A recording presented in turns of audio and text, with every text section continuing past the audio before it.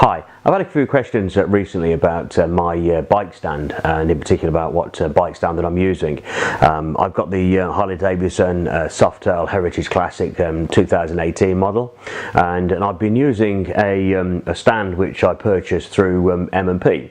One of the difficulties I had in the UK was trying to source quite a robust stand, a stand that is I guess high in value in price. I think you always determine higher the price, the better the quality. And I was looking at particular J&S jacks in America. They were coming in around about the sort of $600, but they wouldn't ship to the UK. Now there isn't anybody in the UK that I could see that manufactured a jack that was anywhere near the sort of quality that J&S jacks were. Certainly on the videos that they show, you've got a guy standing at the back, standing at the front and shaking the bike about, and it's quite solid in its construction, and the bike didn't move. So it kind of gives you confidence that it's a really good stand. But as I say, they're not available in the UK. So I did a little bit of shopping around just to see what was available, and one that I particularly liked was the one, as I say, that I bought from M&P. So I'm just going to go through a demonstration of how I use the stand and how it works, and then you know, it may be ideal for you.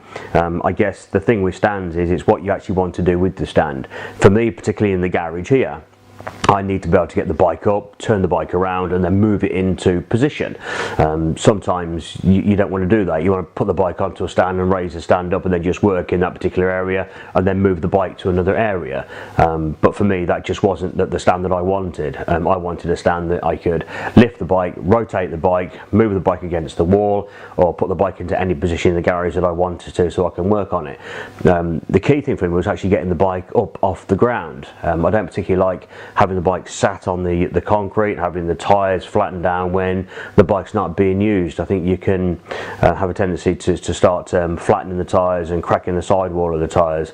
So for longevity of the tyres, I think it's good to get the bike up off the ground and in the air. I think in the long run it'll save me. So let's get into the stand. I'll show you the stand in a bit more detail, and I'll show you the operation and how simple and easy it is that just slide straight into the bike. So let's get into it.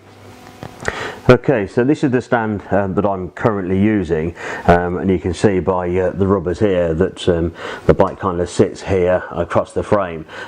These rubbers don't seem to be that strong. I think in a matter of time these are just going to rip and tear off, so I'll probably end up replacing those and putting something that's a bit more robust, a bit more stronger.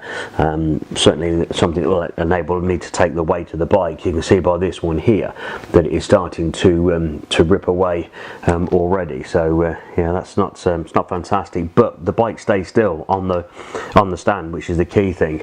This particular stand, it's has a maximum of 1,500 pounds. I think my bike is around about the 330 kilo, so it's more than ample to hold the bike, so it's not a problem there. And it's a foot operation here.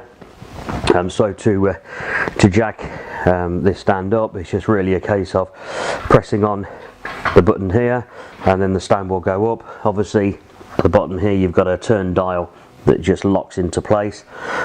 Once that's locked into place and you're pressing down, then you can see that the jack will automatically start to rise. You've got some locking arms here.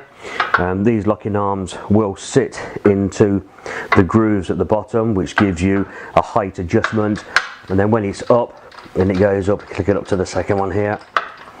So when it's up and it's in position there, and when we lower the jack down, it'll automatically lock into that position there, and that makes that really solid, so that bike's not going to go anywhere whilst it's jacked up there. To release the bike, just a case of pressing on the pedal, pulling the grey lever bars here, and then just releasing the gas strut, and then the bottle will lower right down, and that is the lowest point there, which it doesn't fit smoothly underneath the bike. There isn't a great deal of gap from the bottom of the chassis to the floor, so you do have to bring the bike forward and level the bike up, but then it will slide straight underneath. So let's get into that and then just go through showing the bike being jacked up. Okay, so first thing that I do is always hold on to the handlebars at the side, just roll that forward, and then eventually you'll feel it just stops at the actual chassis itself. Just make sure that you're away from the stand, and that's cleared from the stand. That's actually gone straight underneath the bike on that occasion. It hasn't caught at all, so that's kind of now ready just to start jacking up.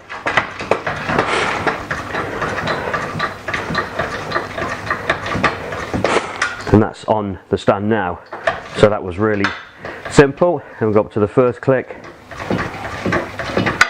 up to the second click, and then we can just release the gas strut here,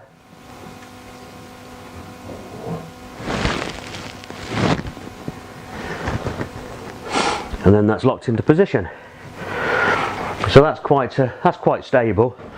And if you're trying to move the bike about, you find it has got some play, and the bike does wobble and a little bit from back to front, but it is quite stable. It's you know, I can get onto the bike, I can climb on the bike and sit on the bike.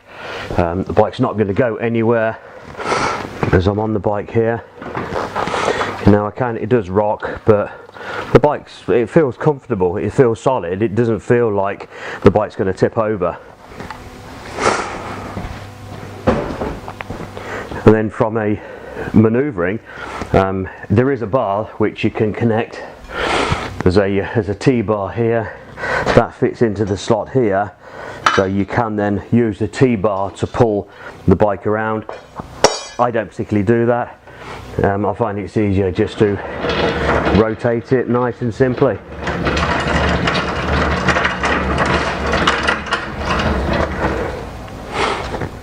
It doesn't pivot on all four wheels. There's only the two wheels at the front that move.